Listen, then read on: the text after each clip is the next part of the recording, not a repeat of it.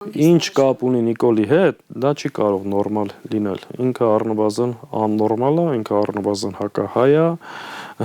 ինքը կապ չունի նորմալ երևույթների հետ, ինքը կապ չունի, ինքը փորձանք է, որ հայտնվել է իշխանության գլխին եւ շարունակելով պառակտել մեր ժողովրդին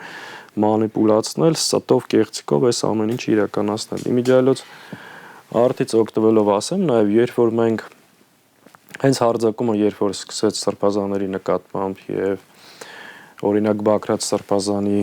սկսեցին եւ եւս 18 հոգու կալանավորել, ամբողջ քարոզչությունը հետեւյալն էր, չէ, հակապետական գործունեություն, ահաբեկչություն, ավտոբուսներ, մարդկանց գյուլել եւ այլ։ Մենք այդ ժամանակ մի բան էինք ասում եւ հիմա ուզում եմ վերհիշեցնել։ Ասում ենք, այս ամեն ինչը անում են դիմադրության օջախները ոչնչացնելու եւ եկեղեցու վրա հարձակումը կազմակերպելու համար։